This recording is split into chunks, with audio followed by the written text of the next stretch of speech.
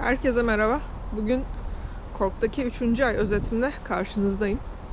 Bu videoyu çekmeden önce 1. ay videosunu izledim. Neler yapmışım, nelerle uğraşıyormuşum o esnada diye.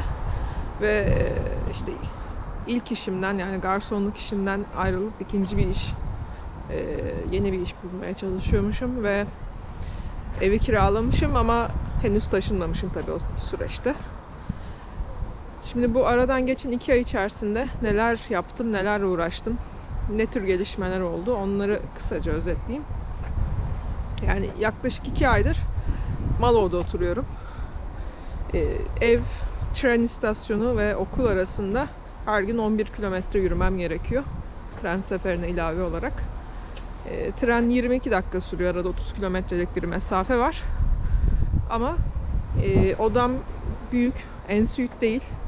Ama büyük ve evde büyük açıkçası. Ulaşımı da dahil ederek ayda 500 Euro'dan aza denk geliyor ve hani bu daha önceki Oğuzhan'la olan videomda da bunu söylemiştim.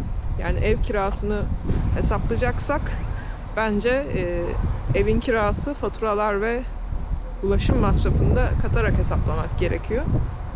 O yüzden faturalar değişken olduğu için 500 Euro'nun altına geliyor diye özetlemek mümkün. Ondan sonra 1,5-2 aydır aynı iş yerinde çalışıyorum. 2 ay olmadı ama 1,5 ay oldu. Tahmin edersiniz ayakta bütün gün çalışıyorum ama onun dışında herhangi bir stresim ya da zorluğu ya da bir gerginliği herhangi bir şey yok. Memnunum yani. Ama daha önceki videolarda yine bahsettiğim gibi hangi günler çalışacağımı, işte hangi saat aralığında çalışacağımı ve haftada kaç saat yazılacağını ben seçemiyorum ve bu değişken. En azından bana 2 hafta öncesinden deklare ediliyor. Kendi planımı ona göre yapma şansım oluyor. Diğer yandan tam olarak düzen oturttum mu? Oturttum denemez. Adapte oldum biraz daha, evet. Ama koşturmacayla geçti bu Ağustos ve Eylül ayı. Çünkü hepinizin de bildiği gibi full time çalışma izni var bu sırada ve iş yerinde de isteyene açık olanları verdiler. Örnek veriyorum, Eylül ayında 110 saat çalıştım. Hani bu haftada 27 saat gibi bir şeye denk geliyor. Türkiye'de yaptığımız oranla çok daha kısa bir süre ama sürekli ayakta durup üstüne benim evimin olduğu yer sebebiyle her gün 11 kilometre yürümem eklenince fiziken yorucu oluyor ama mental olarak ve psikolojik olarak Türkiye'deki profesyonel yaşamımla kıyasladığımda kendimi daha iyi hissediyorum. Onun dışında kendime bir kahvaltı düzeni oturttum diyebilirim. Düzen demişken. Yemek konusu halen tam düzene oturmadı ama kahvaltı konusunu şöyle yaptım.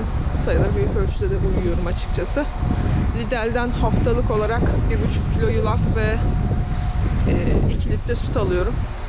Toplamı 4 euroya mal oluyor. İşte akşamdan onu yapıyorum ya da termosa sütü koyup yanımda taşıyorum. Böylece en azından bir öğünü sabitlemiş oluyorum. Bunun dışında henüz çok erken olmasına rağmen ikinci okul ön kaydımı yaptım. Hem fiyatı sabitlemek hem de işte ne kadar para biriktirmem gerekiyor, işte nereye gideceğim gibi soruları kafamda netleştirmek adına. Merak edenler için 1300 Euro'ya anlaştım ikinci okula. Tabii ki sağlık sigortası ve sınav ücreti dahil ve sabah kursu. Ayrıca hangi okul olduğunu merak edenler olursa soranlara söylerim. Şimdi Ekim ayına girdiğimiz için tabii ki benim haftalık çalışma saatlerim 20 saat civarına inecek gibi gözüküyor.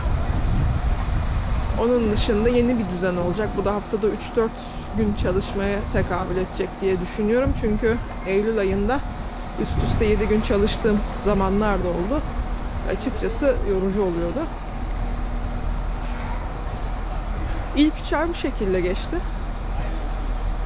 Bir sonraki özet 6. ay için yapacağım. Bu da Aralık sonuna denk geliyor. O zaman bu arada bakalım neler gelişmiş. Tekrar konuşuruz. Hoşça kalın.